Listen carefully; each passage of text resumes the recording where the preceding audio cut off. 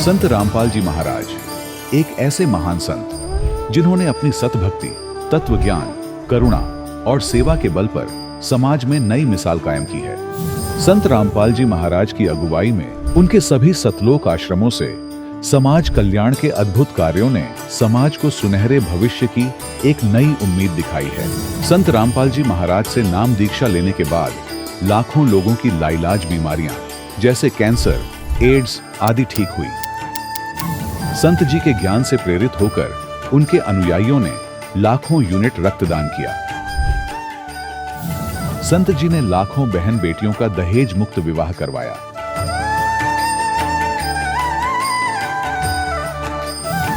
संत जी ने लाखों लोगों का नशा छुड़वाया, करोड़ों उजड़े परिवार बसे। संत जी के आश्रमों में समागम के दौरान निःशुल्क नेत्र चिकित्सा, दंत चिकित्सा प्रदान की जाती है। संत रामपाल जी महाराज द्वारा समय समय पर पर्यावरण संरक्षण के उद्देश्य से बड़े स्तर पर वृक्षारोपण किया जाता है। संत जी ने जरूरतमंदों को तत्काल राहत पहुंचाने के लिए एम्बुलेंस सेवा शुरू की। संत जी अपने अनुयायियों को देहदान के लिए प्रेरित करते हैं, जिससे मानवता की सेवा और चिकित्सा क्षेत्र में सुधार हो सके। संत रामपाल जी महाराज के सभी आश्रमों में हर रोज निःशुल्क भंडारा आयोजित किया जाता है, जहां हर वर्ग, हर जाति और हर धर्म के लोग एक साथ बैठकर भोजन करते हैं।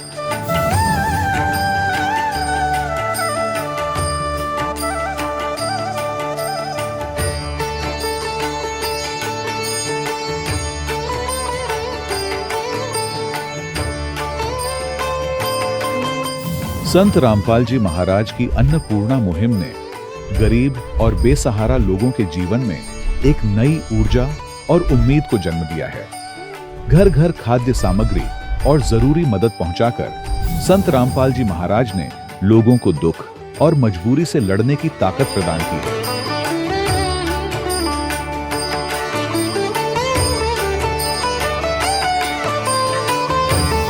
संत रामपाल जी महाराज द्वारा गरीब लोगों के लिए घर बनवाने का अद्भुत कार्य एक ऐसी मिसाल कायम कर रहा है जो सदियों सदियों संत जी की उदारता और दया भावना के तौर पर जाना जाएगा।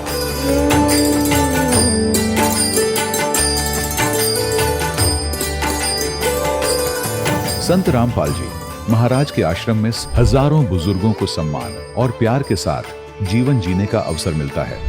उनके खाने, रहने और स्वास्थ्य की पूरी जिम्मेदारी संत रामपाल जी महाराज उठाते हैं। अनाथ बच्चों के लिए संत रामपाल जी महाराज के सभी आश्रम किसी वरदान से कम नहीं। यहाँ उन्हें शिक्षा, संस्कार और भविष्य के लिए बेहतर अवसर प्रदान किए जाते हैं।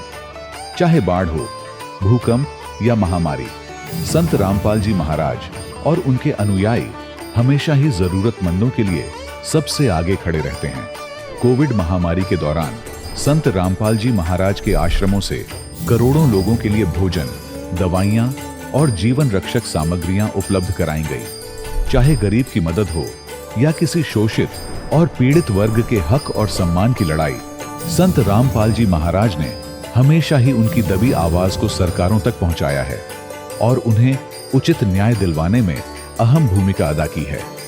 समाज में आध्यात्मिक और सामाजिक मूल्यों के प्रति जागरूकता लाने में संत रामपाल जी महाराज हर कदम पर मानवता के सच्चे सेवक साबित हुए हैं।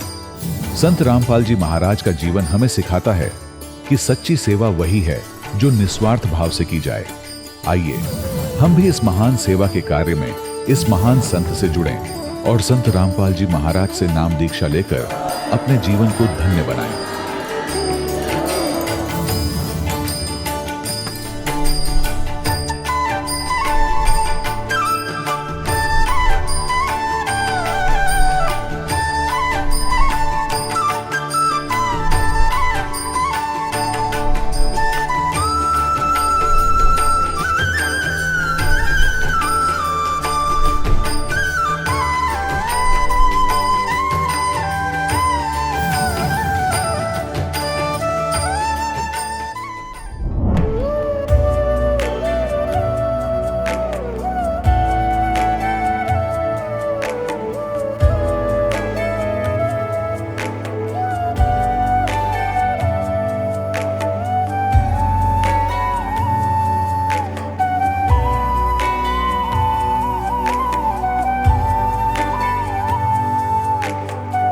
प्रभु राम देव भगवान अल्लाह खुदा ईश आदि नाम एक ही शक्ति के हैं।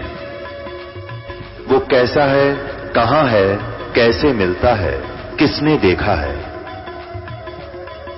ये प्रश्नवाचक चिन्ह पूर्ण रूप से हटाने के लिए अवश्य सुनिए जगत गुरु तत्वदर्शी संत रामपाल जी महाराज के अमृत वचन, सर्व पवित्र धर्मों के पवित्र शास्त्रों के आधार पर। सत साहिब दर्शकों, मनुष्य अपने जीवन में इतनी भक्ति करता है, लेकिन फिर भी उसे कष्टों का सामना करना पड़ता है, जिसका मुख्य कारण है शास्त्र विधि को त्याग कर मनमाना आचरण करना। दर्शकों, दिल्ली की निवासी शकुंतला देवी जी की कहानी भी कुछ ऐसी ही है। शकुंतला जी सभी देवी देवताओं की भक्ति किया करती थीं और विशेष रूप से भगवान शंकर की पूजा करती थीं। इतनी भक्ति साधना करने के बावजूद भी शकुंतला जी को सांस लेने में कठिनाई हो रही थी। इनके फेफड़ों में इन्फेक्शन भी हो गया था और हालात बहुत खराब हो चुके थे। शकुंतला जी का कहना है कि मेरा जीवन तब बदला जब मुझे संत रामपाल जी महाराज की शरण मिली। तो आइए जानते हैं कि आखिर शकुंतला जी ऐसा क्यों कह रही हैं। सुनते हैं शकुंतला जी की कहानी उन्हीं की जुबानी। नमस्कार जी। हाँ, सत साहिब भगत जी। क्या नाम है बहन जी आपका? मेरा नाम शकुंतला भगत जी। बहन जी आप कहाँ के रहने वाले हैं? दिल्ली के रहने वाले हैं। बहन जी, संत रामपाल जी महाराज से नाम दीक्षा लेने से पहले आप क्या भक्ति साधनाएं करते थे? भगत जी ब्रह्मा, विष्णु, महेश, दुर्गा इन सब की भक्ति करते थे और मेन जो है हम शंकर भगवान को ज़्यादा मानते थे।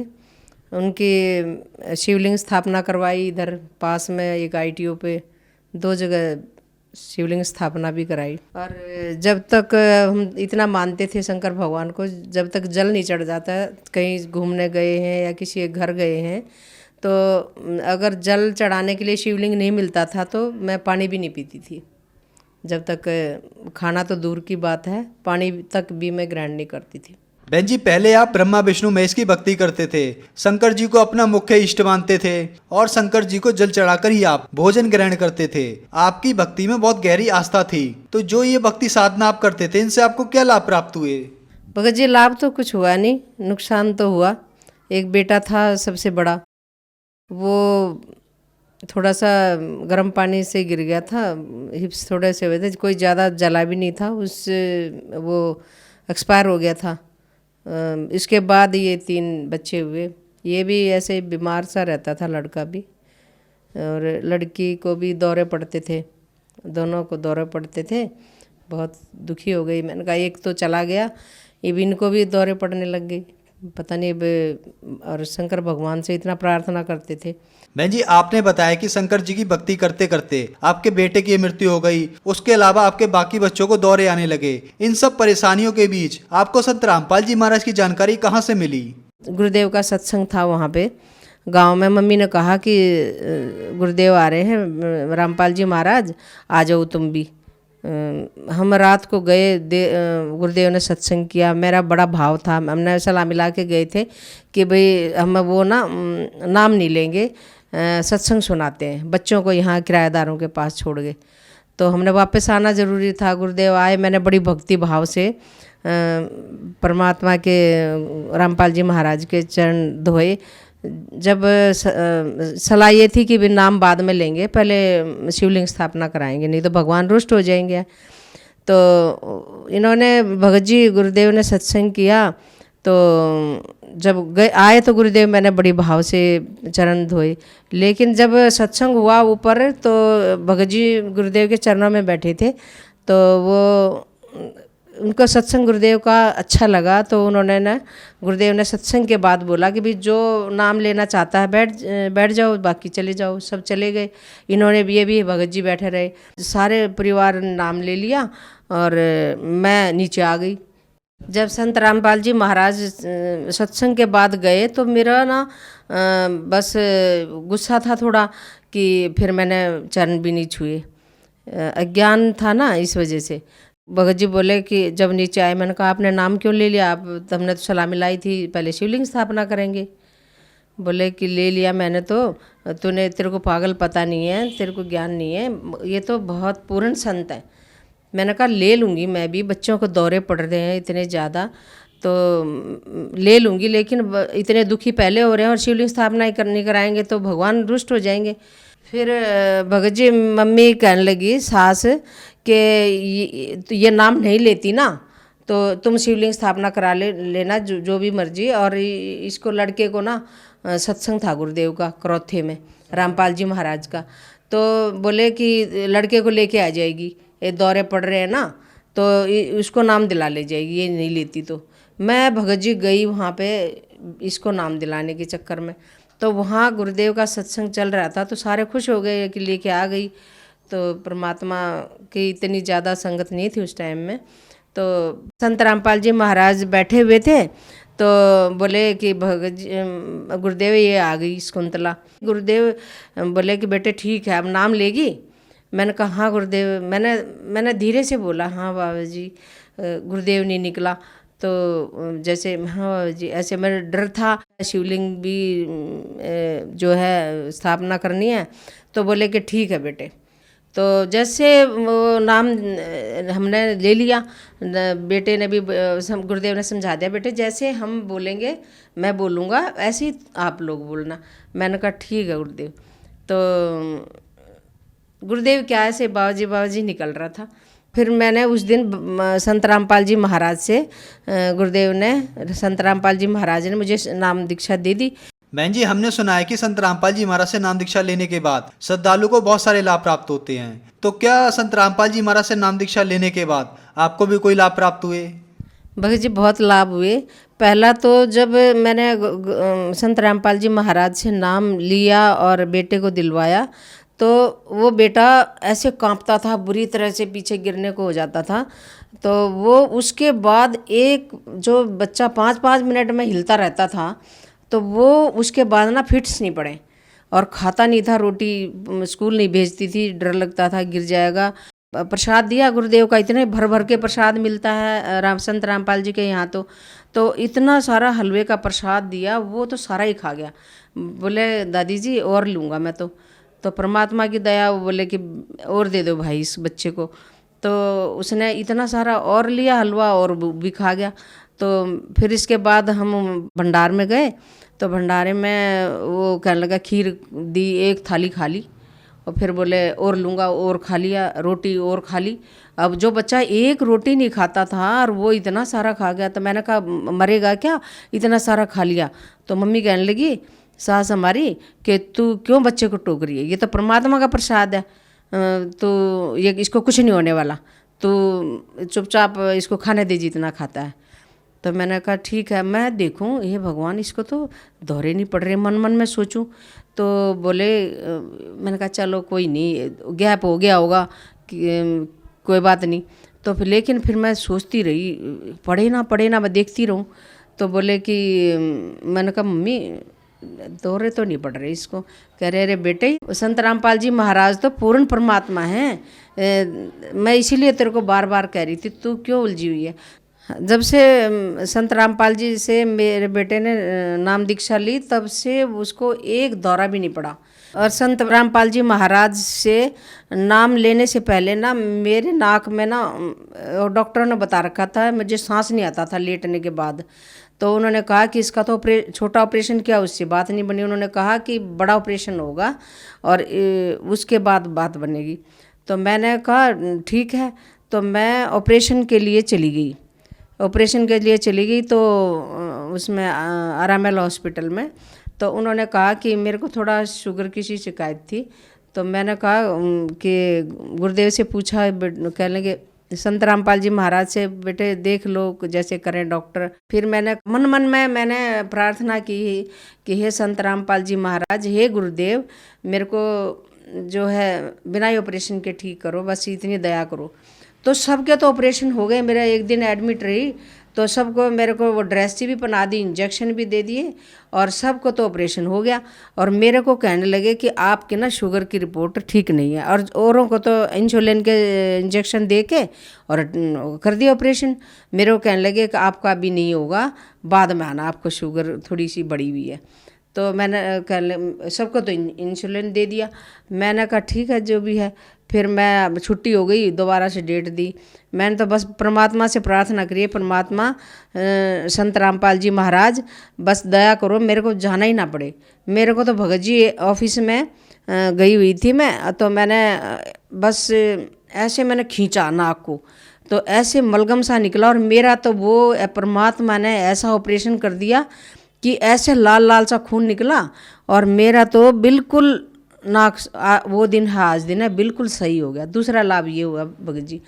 तीसरा लाभ भगत जी, मेरे को यहाँ पे लंग्स में ना इन्फेक्शन था, तो मैंने परमात्मा से प्रार्थना की, गुरुदेव रामपाल जी महाराज से प्रार्थना की कि गुरुदेव मेरे को ये है, इसका क्या करूं। तो गुरुदेव बोले बेटे दया करेंगे परमात्मा। भगत जी मेरा इतना ऐसे चलता था जैसे कीड़ा चल रहा है, तो मैंने बस ऐसी दया करी दाता ने, संत रामपाल जी महाराज ने, कि मेरा तो वो बिल्कुल एकदम से ठीक हो गया। ना कुछ मैंने दवाई ली ना कुछ हुआ। और हमारे जो फादर इल्ला थे उनको भी वो जिंदे बने हुए थे, उनके भाई वो सारे जिंदा नहीं छोड़ते थे, सब बच्चे मर जाते थे भैंस गायों के। और छोटे देवर थे वो भी, मम्मी बताती हैं, वो भी ले गए थे वो। और ऐसे ससुर को ले गए वो, उनको भी वो वहीं पे ले गए, वो भी उनकी मड़ी बना दी खेतों में। फिर भी वो हमें परेशान करते थे, इतना परेशान करते थे बहुत ज़्यादा। फिर संत रामपाल जी महाराज से अरदास लगाई है, गुरुदेव ये परमात्मा तो इसका क्या करें। संत रामपाल जी महाराज ने कहा कि तुम बेटे पहले भूतों को भगाओ, तुमने तो भूत उनको जब जैसे दोगे तो वो तो आएंगे ही, उनको उखाड़ो।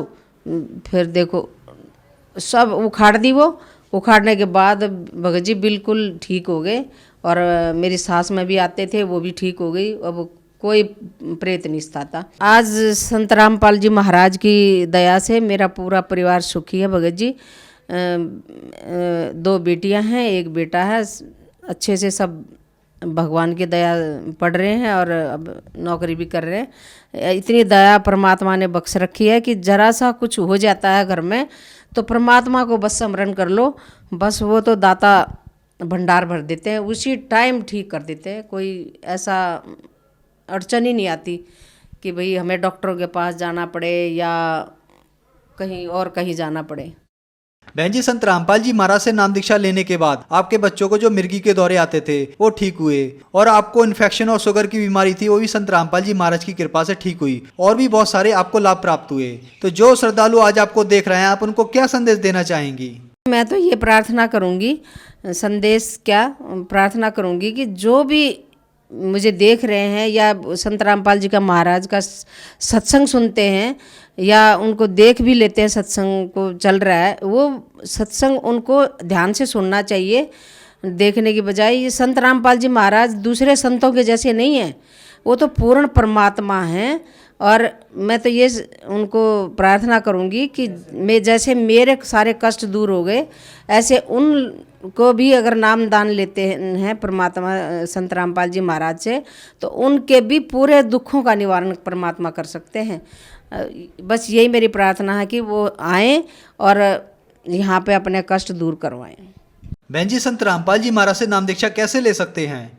कई चैनलों पे संत रामपाल जी महाराज का सत्संग आता है, तो उन जो सत्संग चलता है उस पे नीचे एक पट्टी है, उस पे फ़ोन नंबर लिखे हुए, आप उन फ़ोन नंबरों पे फ़ोन करके पता कर सकते हैं कि कहाँ कहाँ नामदान केंद्र बने हुए हैं, और वहाँ कहाँ कहाँ वो बता देंगे उस पर फ़ोन करने से, और वहाँ पे जा कर के हम नामदान ले सकते हैं। धन्यवाद बहन जी। सत्साहेब। दर्शकों, अभी आपने सुने संत रामपाल जी महाराज से दीक्षा प्राप्त करके सुखी हुए भक्त के अनुभव। अब देखिए जगत गुरु तत्वदर्शी संत रामपाल जी महाराज के मंगल प्रवचन। यानी जन्म और मृत्यु तो होता ही है गीता ज्ञानदाता का। अध्याय नंबर 2 के श्लोक नंबर 12 में देखिएगा। गीता अध्याय नंबर 2 का अध्याय नंबर 2 श्रीमद् भगवद गीता और श्लोक नंबर ये 12। इसमें कहा कि न तो ऐसा है कि मैं किसी काल में नहीं था, अथवा तू नहीं था, अथवा ये राजा लोग नहीं थे, और न ही ऐसा है कि हम इससे आगे हम सभी नहीं रहेंगे। इससे सिद्ध है कि गीता ज्ञानदाता कहता है कि तेरे और मेरे पहले भी जन्म हुए हैं और आगे भी होते रहेंगे। अब गीता अध्याय नंबर 2 के श्लोक नंबर 17 में गीता ज्ञानदाता कहता है कि अविनाशी तो वो है जिसने सारे ब्रह्मांडों की रचना की, उसको मारने में कोई सक्षम नहीं है। देखिएगा अध्याय नंबर 2 और श्लोक नंबर 17, इसमें कहा कि नाश रहित तो उसको जान जिससे यह संपूर्ण जगत व्याप्त है। इस अविनाशी का विनाश करने में कोई भी समर्थ नहीं है। इसे सिद्ध है गीता ज्ञानदाता से कोई अन्य है सक्षम और समर्थ और अविनाशी परमात्मा। गीता अध्याय नंबर 10 के श्लोक नंबर 2 में गीता ज्ञानदाता स्वयं कहता है कि अर्जुन, मेरी उत्पत्ति को ना ते देवता जानते ना ऋषि, क्योंकि इन सब की उत्पत्ति का कारण मैं हूं, क्योंकि ये सभी इस काल से उत्पन्न हुए ब्रह्म से। गीता ज्ञानदाता ब्रह्म है, इसको सरपुरुष कहा है। श्रीमद् भगवत गीता अध्याय नंबर 15 के श्लोक 16 और 17 में 3 पुरुष हैं, सरपुरुष और अक्षर पुरुष। सरपुरुष ये ब्रह्म है गीता ज्ञानदाता, जो श्री कृष्ण में प्रवेश करके बोल रहा है। ये केवल 21 ब्रह्मांड का प्रभु है, स्वामी है, मालिक है।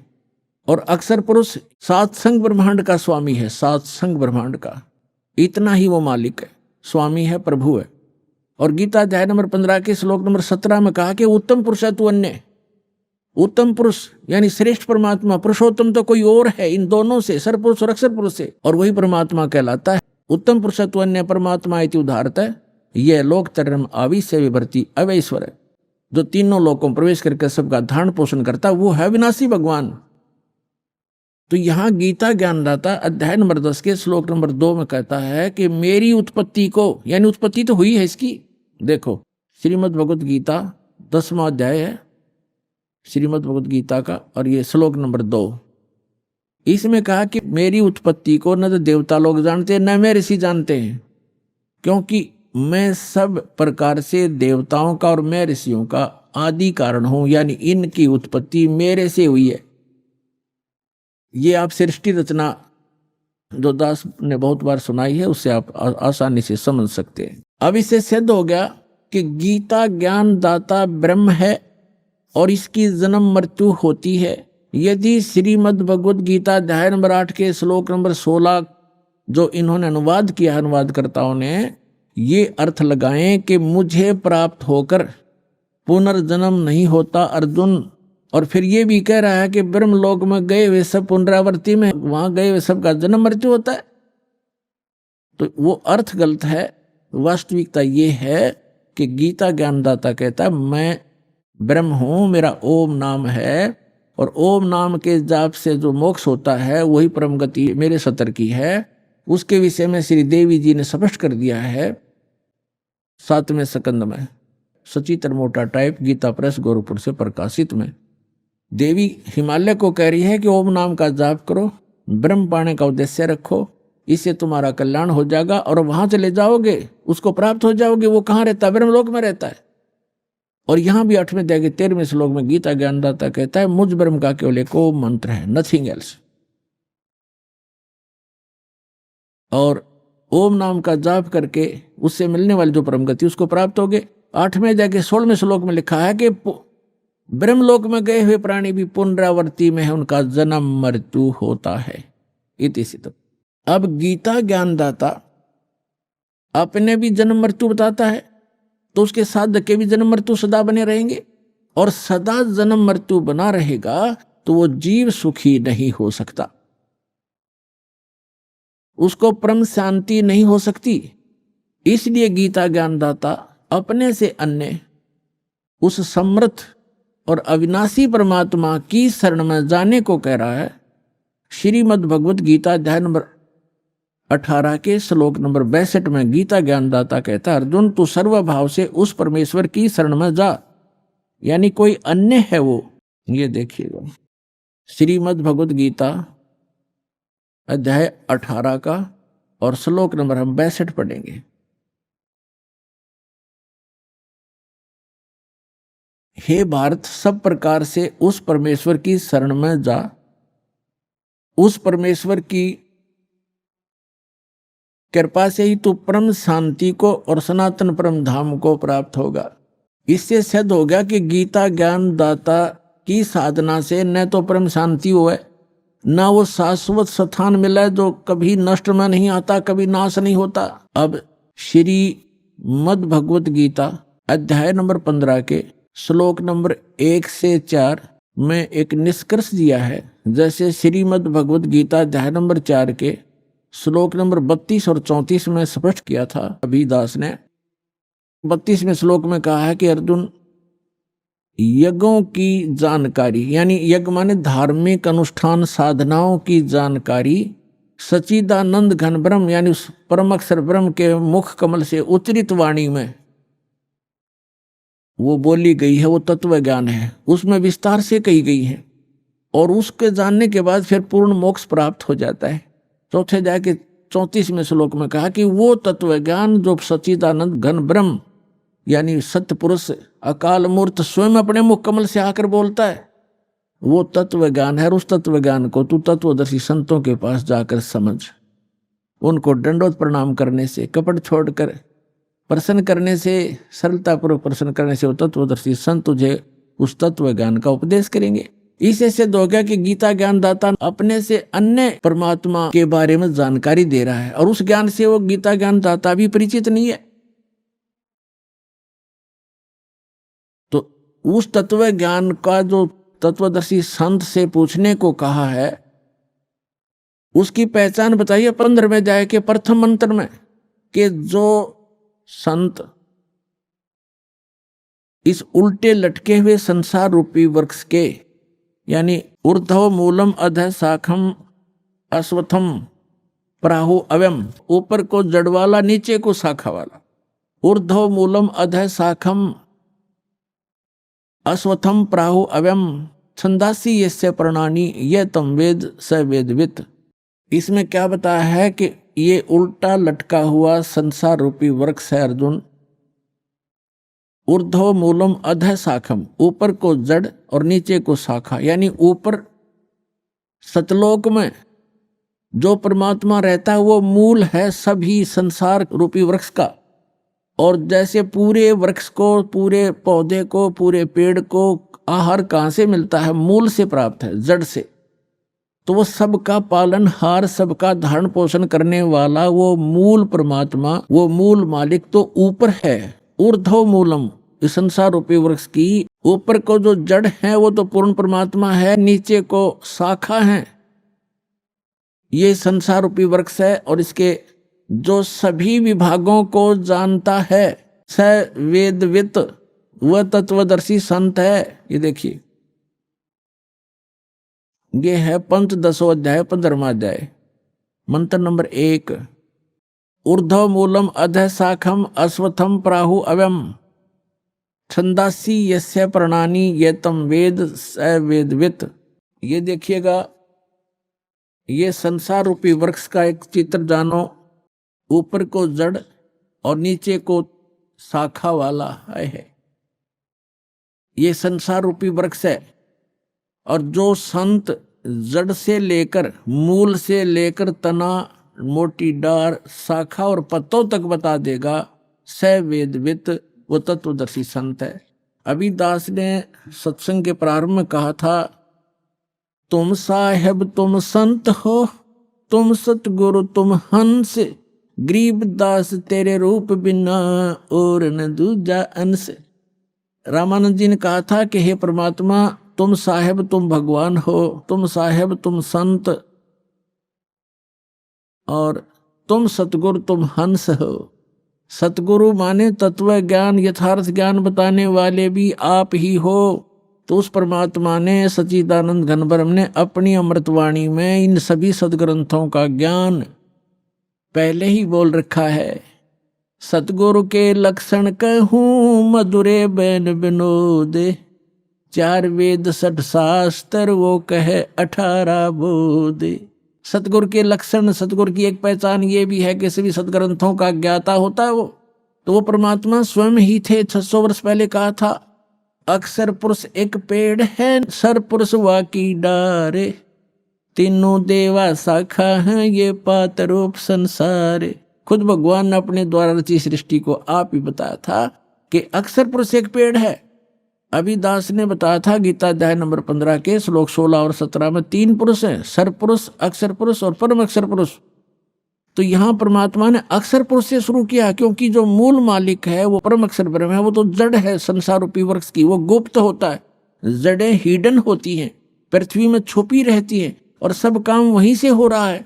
तो ऐसे वो परमात्मा तो प्रोक्ष है, गुप्त है। परमात्मा ने अपने को छोड़कर इस वाणी में अक्षर पुरुष, ज्योति निरंजन सर पुरुष और तीनों देवता रजगुण ब्रह्मा सतगुण विष्णु तमगुण शिव जी और पत्तों की जानकारी इस वाणी में दिया। क्या कहा है कबीर? अक्षर पुरुष एक पेड़ है, अक्षर पुरुष एक पेड़ है, सरपुरुष कहो इसको, निरंजन कहो, सरपुरुष वा की डार और तीनों देवा शाखा है पात्र रूप संसार। तो वो परमात्मा सतगुरु थे और खुद वो सत्ता ज्ञान देने के लिए आते ही आते हैं, ये वेद बताते हैं।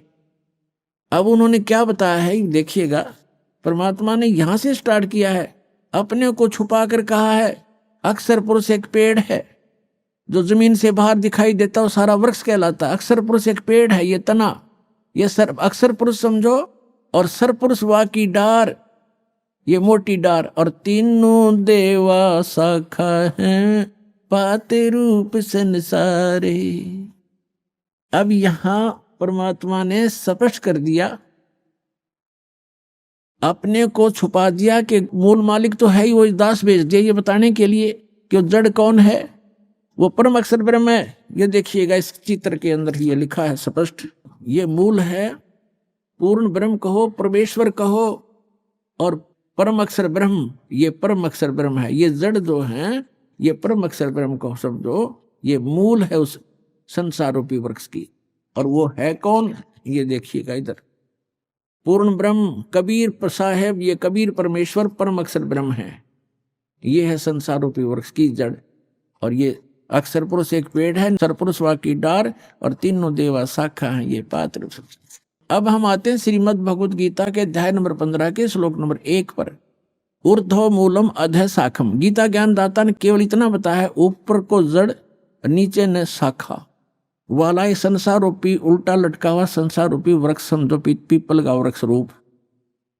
और छंदासी यस्य प्रणानी, यस्य माने इसके, छंद माने विभागों को, सब भागों को, पार्ट्स को, यह तम वेद, इसके पत्ते आदि जो छंद हैं, इसके विभाग हैं, उनको जो जानता है, उस अज्ञान अंधकार में छपे हुए इस संसार रूपी वृक्ष के सभी विभागों को जो जानता है, स वेदवित, वह वेद के तात्पर्य को जानने वाला है, वो तत्वदर्शी संत है। देखना पंचदशों अध्याय 15वां अध्याय श्रीमद् भगवद गीता का।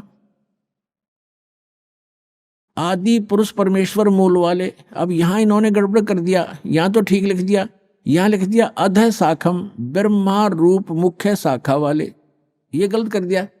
अधः माने नीचे शाखा वाले लिखना था। अब देखो ये 2 नंबर मंत्र है गीता का 15 में जाएगा, इसमें अधः 2 बार लिखा है अधः, और इसका अनुवाद इन्होंने किया यहां पर देखो, अधः माने नीचे और अधः माने नीचे। तो यहां शर्मा गई है, इनका ज्ञान तो था। और ऊर्ध्व माने ऊपर, ऊर्ध्व माने ऊपर, सर्वतर नहीं ऊपर, ऊर्ध्व माने ऊपर, ऊर्ध्वम ऊपर, ऊपर जड़ और नीचे अधः माने नीचे। तो यहां प्रथम मंत्र में 15 में जाएगा। अब यहां लिखना था ऊर्ध्व मूलम, ऊपर को मूल वाला, वो आदि पुरुष परमेश्वर हो तो ठीक है, परम अक्षर ब्रह्म है, ऊपर मूल तो उसकी संसार रूपी वृक्ष की। और अधः शाखम, ये नीचे को शाखा वाला, जैसा भी आपको दिखाया था, ये है ये ऊर्ध्व मूलम अधः शाखम। अब गीता ज्ञान दाता ने केवल इतना ज्ञान दिया है कि ऊपर न जड़ और नीचे को शाखा वाला, दैट्स ऑल, उल्टा लटका हुआ ये संसार रूपी वृक्ष जानो। और जो इसके सभी भाग बताएगा सवेदवित, वो तत्वदर्शी संत है। ये देखना अध्याय नंबर 15 का, पंचदशों अध्याय 15वां अध्याय का, और मंत्र नंबर 1। ऊर्ध्व मूलम अधः शाखम अश्वत्थम प्राहु अव्यम छंदासी यस्य प्रणानी ये तम वेद स वेदवित। इसके पत्तों, प्रणानी माने पत्ते, आदि पुरुष परमेश्वर मूल वाले, यह लिखना था नीचे शाखा वाले, ऊपर को जड़ वाला, नीचे शाखा वाला। संसार रूपी पीपल के वृक्ष को अविनाशी कहते हैं। और वेद, छंद माने वेद नहीं होता, छंद माने विभाग भी होता है, जिसके पत्ते कहे गए हैं, इसका अर्थ है। और उस संसार रूप वृक्ष को जो मूल सहित जड़ से लेकर पत्तों तक तत्व से जानता है, स वेदवित, वह वेद के तात्पर्य को जानने वाला है, अर्थात वो तत्वदर्शी संत है। यह पहचान बताती है। अब परमात्मा ने स्वयं आकर बताया है कि अक्षर पुरुष एक पेड़ है, सरपुरुष वाकी डार, और तीनों देवा शाखा, ये पात रूप संसार। वो मूल कौन है? वो खुद मालिक जो रचने वाला है। तो ये तत्वदर्शी संत अब ये दास है इस पृथ्वी पे, और सब सदग्रंथों से प्रमाणित है कि ये लक्षण होते हैं।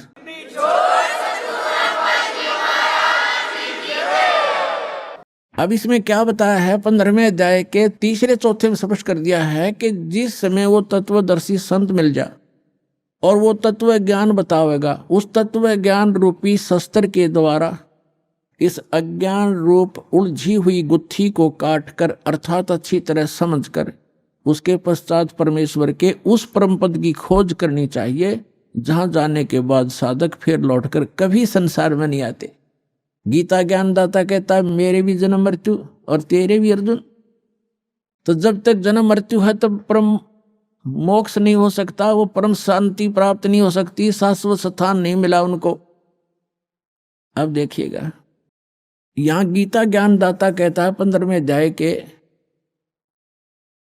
और 3 मंत्र से, इसमें कहा है कि इस संसार वर्ष का स्वरूप जैसा कहा है वैसा यहां विचार काल में, यानी तेरे मेरे गीता जी के विवेचन में मैं नहीं जानता, नहीं पाया जाता, क्योंकि न इसका आदि और न अंत है। क्योंकि गीता ज्ञानदाता को इसका पता नहीं, क्योंकि यह सृष्टि रचने वाला नहीं है, तथा न ही इसकी अच्छी प्रकार से तिथि है। इसलिए इस सुविरूढ़ मूलम, अति दृढ़ मूल वाले, ये गलत है, अति दृढ़ मूल वाले यानी ऊपर का जो लोक है, जहां परमात्मा रहता है, वो जहां से सबका धारण पोषण करता है, जो मूल है सबका, वो लोक दृढ़ है, वो अविनाशी स्थान है। सतलोक, अलखलोक, अगम लोक और अकय लोक, जिसको अनामी लोक भी कहती, वो तो सुदृढ़ मूल है। सुदृढ़ मूलम, उस सुदृढ़ मूल वाले यानी उस अविनाशी स्थान वाले भगवान के। अब देखो, सुविरूढ़ मूलम, अति दृढ़ मूल वाले संसार रूपी पीपल के वृक्ष को, यानी संसार की सृष्टि को, दृढ़ेन माने दृढ़, यानी उस अटल, उस बिल्कुल स्वस्थ, यह है असंग शस्त्रेण, तत्व ज्ञान रूपी शस्त्र द्वारा। यह वैराग रूप नहीं, ये अर्थ गलत कर दिए, तत्व ज्ञान रूपी शस्त्र द्वारा काट कर, अर्थात उसको अच्छी तरह समझकर, वो ज्ञान अटल है। उसके पश्चात 15वें अध्याय का ये 4था श्लोक श्रीमद् भगवद गीता का, उसके पश्चात उस परम पद रूप परमेश्वर को भली भांति खोजना चाहिए, जिसमें गए हुए पुरुष फिर लौटकर संसार में नहीं आते, और जिस परमेश्वर से पुरातन संसार वृक्ष की प्रवृत्ति विस्तार को प्राप्त हुई है, अर्थात जिसने सब संसार रूपी वृक्ष की रचना की है, सब ब्रह्मांडों की रचना की है, उसी आदि पुरुष नारायण की मैं शरण हूं। ऐसा इस प्रकार दृढ़ निश्चय करके उस परमेश्वर का मनन और निधिध्यासन करना चाहिए। इससे सिद्ध हो गया कि गीता ज्ञान दाता भी अपने से अन्य किसी परम शक्ति और ऑल कंट्रोलर, सबके उत्पादक, सर्वोत्पादक परमात्मा की भक्ति करने को ही कह रहा है, अपनी भी नहीं कह रहा। पुण्यात्माओं, एक पंक्ति को आपके हृदय में जचाने के लिए कि 88 नहीं गए और 2400 पर चोखे, 3300 पर तलब है, कोई बकरा कोई भूखे। 88,000 ऋषि भी वहां नहीं पहुंचे। कहाँ? गीता अध्याय नंबर 18 के श्लोक नंबर 62 में कहा कि अर्जुन, तू सर्वभाव से उस परमेश्वर की शरण में जा। उस परमेश्वर की कृपा से ही तू परम शांति को और सनातन शाश्वतम स्थानम, उस अमर लोक को प्राप्त होगा, सत्यलोक को प्राप्त होगा। सत्य माने शाश्वत, सदा रहने वाला। तो शाश्वत स्थान पर जाने के लिए तत्वदर्शी संत की आवश्यकता है। तो उसके लिए कहा है, गुरु बिन काहू न पाया ज्ञान, जो थोथा भूछड़े मूड किसाना। गुरु बिन वेद पढ़े जो प्राणी, समझन सार रहे अज्ञानी।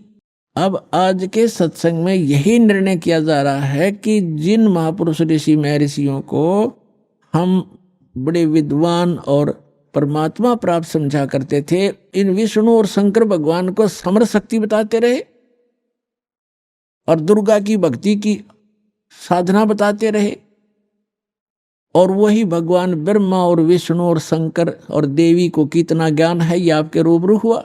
तो ये मोक्ष कैसे प्राप्त कर सकते हैं? शेष 88 नहीं गए, 88,000 भी वहां नहीं गए शाश्वत स्थान पर, और ये 24 अवतार भी नहीं गए। ये विष्णु जी के अवतार हैं, और विष्णु जी कहते हैं मैं दुर्गा से ऊपर किसी को जानता ही नहीं, ये भगवान है मेरे लिए, तो इससे ऊपर कोई देव नहीं। और दुर्गा कह रही है कि ब्रह्म की साधना करो और सब मेरी भी पूजाएं छोड़ दो। उसका ओम नाम है, वो ब्रह्म लोक में रहता है, वहां चले जाओगे तुम्हारा कल्याण हो। और ब्रह्म कहता है कि ब्रह्म लोक में गए हुए प्राणी, गीता अध्याय नंबर 8 के श्लोक नंबर 16 में और गीता अध्याय नंबर 8 के श्लोक नंबर 13 में अपना मंत्र बताता है कि मुझ ब्रह्म का केवल एक ओम मंत्र है। इससे वो परम गति होगी जो ब्रह्म लोक प्राप्ति होगी, वो भी अंतिम सांस तक साधना करने वाले की। और ब्रह्म लोक में गए हुए प्राणी भी जन्म मृत्यु में आते हैं। अब वो खुद कहता है कि उस परमेश्वर की शरण में जा जिसकी कृपा से तू परम शांति को और सनातन परम धाम को प्राप्त होगा। और जहां 15वें अध्याय के 4थे श्लोक में स्पष्ट कर दिया है कि जहां जाने के बाद साधक फिर लौटकर कभी संसार में नहीं आते।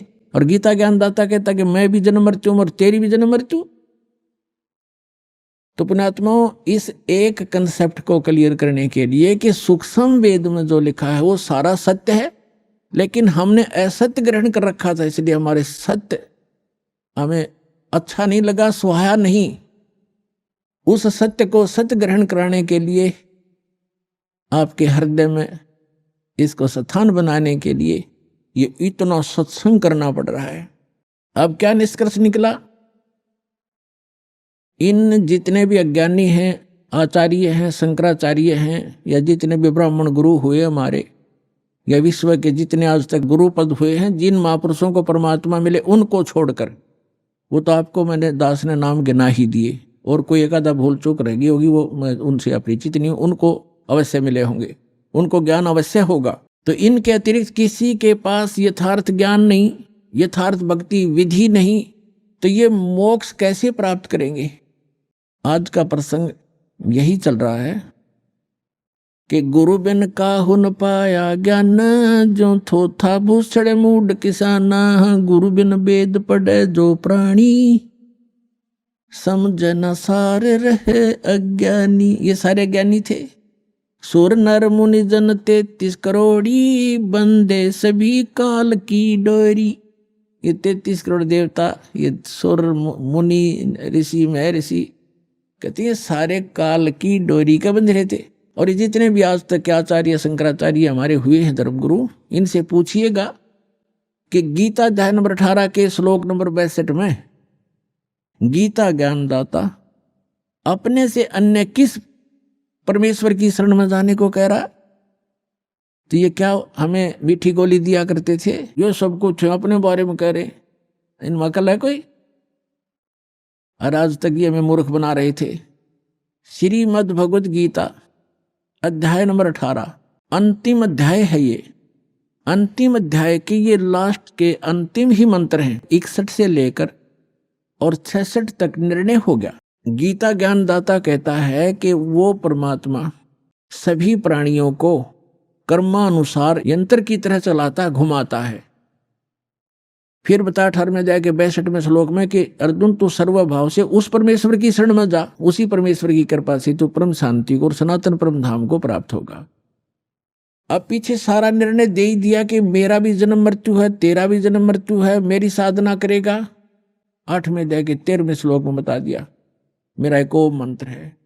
8वें अध्याय के प्रथम मंत्र में अर्जुन ने पूछा कि हे भगवान, आपने 7वें अध्याय के 29वें श्लोक में ये कहा है कि मेरे आश्रित होकर, आश्रित का अर्थ है कि गीता ज्ञानदाता कहता है कि तत्वदर्शी संत की खोज जो कर लेता है मेरे निर्देशानुसार, चौथे अध्याय के 32 और 34 में बताया, इस ज्ञान को आश्रय कर लेता है, वो जरा और मरण, जरा माने वृद्धावस्था, मरण माने मृत्यु, वृद्धावस्था के दुख और मृत्यु के दुख से जो छूटने का प्रयत्न करते हैं वे उस तत्ब्रह्म को जान चुके हैं और सारे अध्यात्म ज्ञान से परिचित हैं और सभी कर्मों से वो परिचित हैं। वही व्यक्ति, वही साधक जरा माने वृद्धावस्था के दुख से, बुढ़ापे के दुख से और मृत्यु के दुख से छूटने का प्रयत्न करते। तो अर्जुन ने पूछा गीता ज्ञानदाता से 8वें अध्याय के प्रथम मंत्र में कि किम तत्ब्रह्म, वो तत्ब्रह्म क्या है ऐसा जिसको जानने के बाद फिर यहाँ संसार की कोई वस्तु की डिमांड नहीं करता या किसी वस्तु की चाह नहीं रहती, केवल जरा और मरण से ही छूटने का प्रयत्न करते हैं। किम तत्ब्रह्म 8वें अध्याय के 3 श्लोक में उत्तर दिया गीता ज्ञानदाता ने कि वो परम अक्षर ब्रह्म है, गीता ज्ञानदाता से अन्य है। गीता अध्याय नंबर 15 के श्लोक नंबर 16 और 17 में 3 पुरुष हैं। एक सरपुरुष ये ब्रह्म है, अक्षर पुरुष ये परब्रह्म है, जो संसार रूपी वृक्ष का तना है वो अक्षर पुरुष, जिसको परब्रह्म भी कहते हैं। ब्रह्म से नेक्स्ट ब्रह्म, पर माने दूसरा, और सरपुरुष ये ब्रह्म है। इनकी कितनी प्रभुता है। यह सरपुरुष जिसको सरब्रह्म भी कहते हैं, संतों ने इसको काल ज्योत स्वरूपी निरंजन भी कहा है। ये केवल 21 ब्रह्मांड का प्रभु है, स्वामी है। अभी आपने सुने संत रामपाल जी महाराज के मंगल प्रवचन।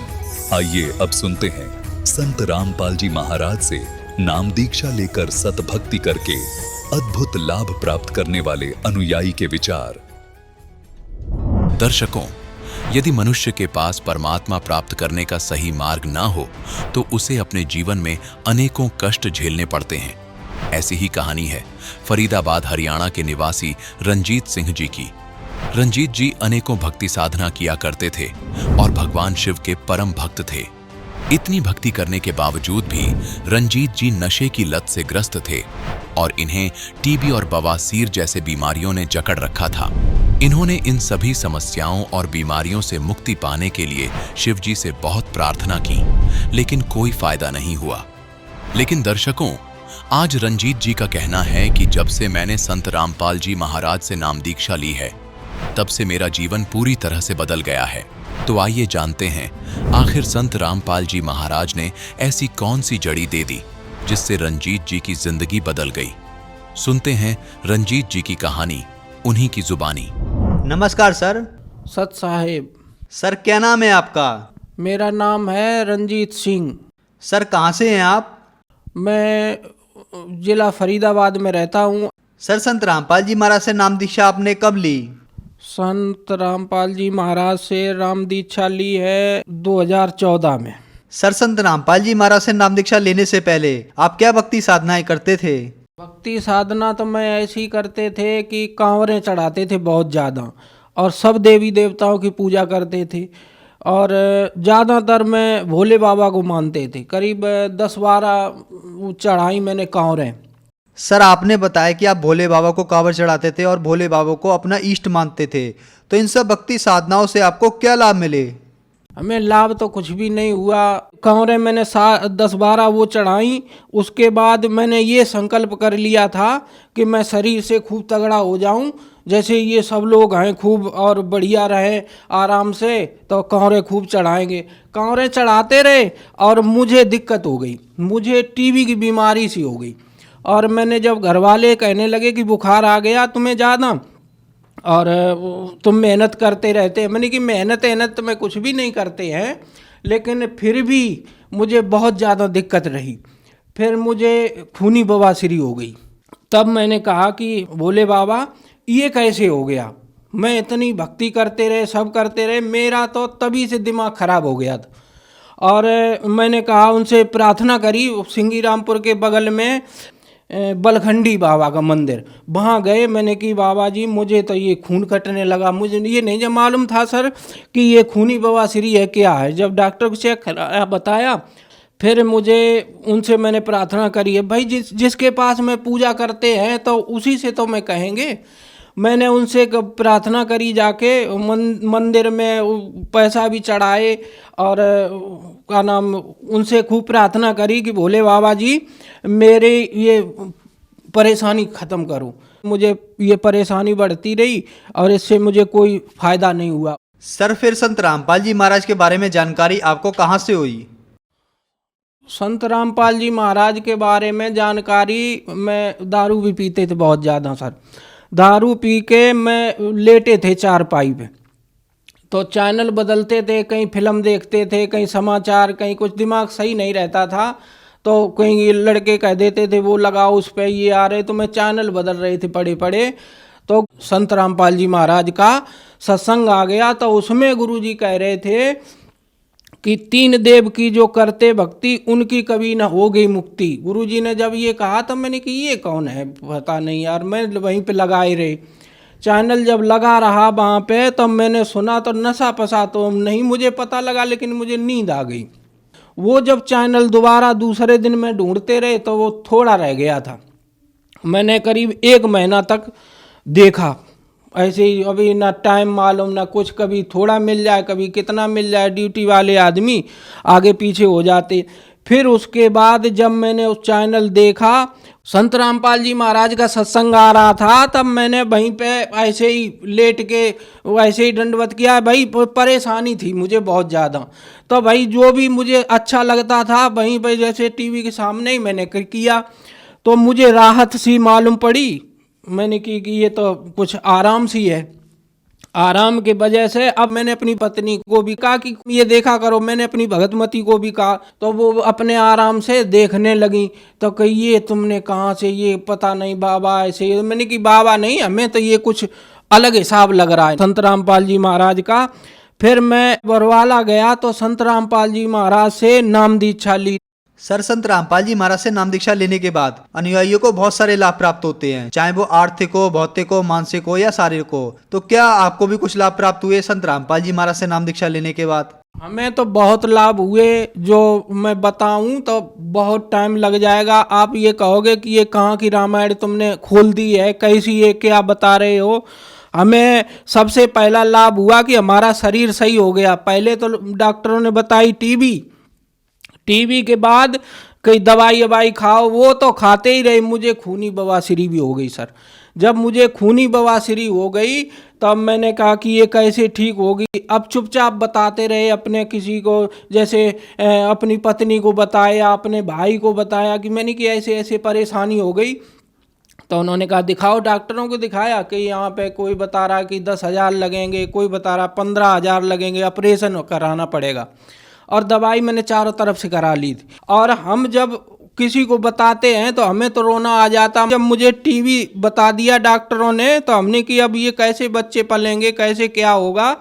और खूनी बवासीर की डर की वजह से मैं डॉक्टरों के पास भी गए, सफदरजंग भी गए, और उन्होंने कहा कि अब दवाई खानी पड़ेगी 6 महीने तक और यहाँ 15 दिन रहना पड़ेगा। मुझे लगा डर, मैंने कि मैं तो ये परेशानी है तो है, अब 15 दिन तक यहाँ रहें, कैसे क्या होगा। और ऑपरेशन के लिए बोला, मैं वहाँ से चले आए, मैंने कोई ऑपरेशन नहीं करवाया। और संत रामपाल जी महाराज की दया से बिल्कुल ठीक हैं, मुझे कोई परेशानी नहीं इस समय। खूनी बवासीर ठीक हो गई, टीबी ठीक हो गई। हमारी भगतमती को जो भूत प्रेत की बाधा थी, बीमार भी रहती थी, वो कहते थे कि बीमारी है, और भगतों के पास जाते थे, ये जो जंतर मंत्री वाले हैं वो कहते थे इनके ऊपर बहुत बड़ी बाधा है, 4 भूत हैं। अब वो भी उतराते थे, दवाई भी करवाते थे, फिर भी परेशान रहते थे। और संत रामपाल जी महाराज से जब से नाम लिया उसके बाद हम भी ठीक हो गए। हमारे भगतमती की, अब तो भगतमती हो गई वो, हमारी पत्नी जो थी वो भी बहुत परेशान थी, वो भी बिल्कुल ठीक हो गई। अब कोई भी बाधा घर में नहीं है। और उसके बाद एक चमत्कार ऐसा किया है जो आप कोई भी नहीं मानोगे कि ऐसा किया होगा। हमारे भाई नहीं, खुद नहीं मानते थे, लेकिन हमारा जो हमसे छोटा भाई है वो मान गया। डॉक्टरों ने बताया कि इसके हड्डी क्रक हो गई, अब ये खड़ा नहीं हो पाएगा। 2 ऑपरेशन किए कि इसकी नली फट गई सामने। गाड़ी तो ये हीरो होंडा थी, वो तो बिल्कुल ही ख़राब हो गई थी, सामने एक्सीडेंट हुआ तो बस से। वो संत रामपाल जी महाराज की दया से बिल्कुल फिट है। आज हमारे बगल में पूछ लो, फरीदाबाद में यहाँ पे रहते हैं, सैयदपुर के बगल में विनोद प्रॉपर्टी डीलर हैं, उनसे पता कर लो। इसकी तो ऐसी हालत थी कि अभी सही नहीं होगा, न जिंदा रहेगा, चल ही नहीं पाएगा। संत रामपाल जी महाराज की दया से वो आज सोनू नाम है, फिट घूम रहा है, कोई भी पता कर सकता है अगर मैं झूठ बोल रहा हूँ। संत रामपाल जी महाराज से जब से नाम दीक्षा ली तब से हमारी शराब भी छूट गई। शराब में इतनी अंधाधुंध पीते थे कि अगर शराब नहीं पिया तो मैं सोचते थे कि कुछ मैंने खाया पिया नहीं। शराब भी पीते थे और कभी कभी ये मांस मदरा भी कर लेते, राक्षस टाइप के थे सर। लेकिन संत रामपाल जी महाराज से जब से नाम लिया मैंने तब से सब कुछ विकार खत्म हो गए। हमारी आर्थिक स्थिति बहुत खराब थी। जब से संत रामपाल जी महाराज से नाम लिया, मेरे पहले घर पर कुछ भी नहीं था। जब से संत रामपाल जी महाराज से जब से नाम लिया तब से हमें बहुत सुख हुआ, बेचैनी भी खत्म। हमारा परमात्मा की दया से घर भी बन गया और आराम से रह रहे हैं। पहले मैं इधर से उधर चक्कर काटते थे, उलझन भी रहते थे, कमाते भी खूब थे और हमारे पास कुछ भी नहीं रहता था। संत रामपाल जी महाराज से जब से नाम लिया तब से अपने ड्यूटी करते हैं 8 घंटे की। उसके बाद परमात्मा की दया से घर भी बन गया और हम सही भी हैं और आराम से रह रहे हैं जब से गुरुजी से नाम लिया, संत रामपाल जी महाराज से। तो इस तरह से गुरुजी ने हमें बहुत सुख दिया जो हम बता भी नहीं सकते हैं कि कितने कितने सुख दिए। हमारे लड़का भी ठीक हुआ, भगतमती भी ठीक हुआ जब से संत रामपाल जी महाराज से नाम लिया। संत रामपाल जी महाराज से नाम लेने के बाद आज मैं पूरा घर सुखी और संपन्न है और सब ठीक है। सर, जो जन समुदाय आपको देख रहा है और वह भी किसी न किसी बीमारी से ग्रस्त है, तो क्या वो भी संत रामपाल जी महाराज से नाम दीक्षा लेने के बाद ठीक हो सकते हैं?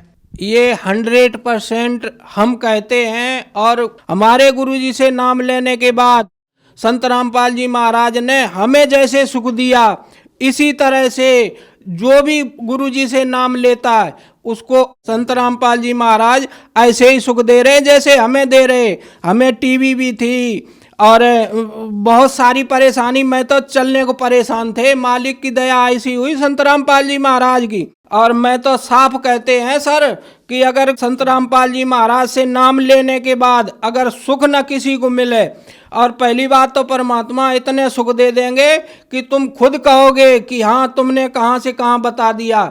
जैसे हम सुखी हैं, मालिक की दया से सारी बीमारी काट दी परमात्मा ने, उस संत रामपाल जी महाराज ने, उसी तरह से आप भी सब लोग सुखी होंगे। अगर हमारा देखें, हमें देख लो, अगर हमारी टीबी भी सारी ठीक हो गई तो आपको भी सुख चैन होगा। कैसी भी परेशानी हो, भूत प्रेत की बाधा हो, अगर कोई बीमारी हो, वो भी परमात्मा से नाम लेने के बाद सब दूर हो जाती हैं। सर, संत रामपाल जी महाराज से नाम दीक्षा कैसे ले सकते हैं? संत रामपाल जी महाराज से नाम दीक्षा लेने के लिए टीवी पे देखो, जैसे हम देख रहे थे। हमें तो इतना ज्ञान भी नहीं था कि फोन करें कि क्या करें, लेकिन आज तो परमात्मा की दया से टीवी के नीचे पट्टी चलती है, उस पर नंबर लिखे होते हैं। नंबर उस लेके अब फोन करो। फोन करने के बाद जहाँ भी रह रहे हो, जहाँ भी हो, वहीं से आप फोन करो और मालिक की दया से वहीं पे अगल बगल में अब तो परमात्मा ने चारों तरफ नामदान सेंटर खुलवा दिए और वहाँ से नाम दीक्षा लो और अपना जीवन सफल बनाओ, सुखी हो जैसे हम सुखी हो रहे हैं। धन्यवाद सर। सत साहेब।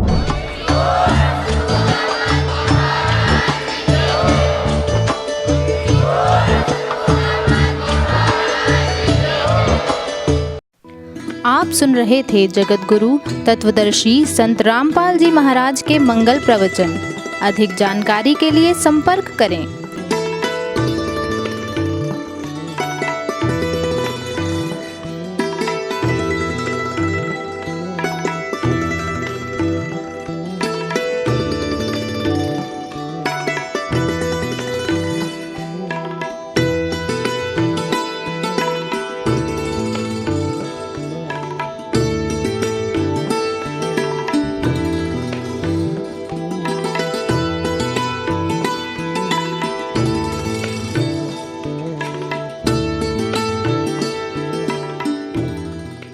जगत गुरु तत्वदर्शी संत रामपाल जी महाराज जी के पावन सानिध्य में भक्ति की अलख जगाने तथा श्रद्धालुओं को सत्य भक्ति मार्ग का रास्ता दिखाने हेतु कनाडा के लोकप्रिय channel the TV NRI channel पर जगत गुरु तत्वदर्शी संत रामपाल जी महाराज जी के मंगल प्रवचनों का प्रसारण प्रतिदिन सुबह 7:30 बजे से 8:30 बजे तक तथा रात्रि 7:30 बजे से 8:30 बजे तक किया जा रहा है। इस सत्य भक्ति मार्ग को अपनाने के लिए अधिक से अधिक सत्संग प्रसारण देखें। इस सत्संग प्रवचन का सीधा प्रसारण संत रामपाल जी महाराज लाइव सत्संग YouTube चैनल और जगत गुरु संत रामपाल जी महाराज फेसबुक पेज पर भी देख सकते हैं।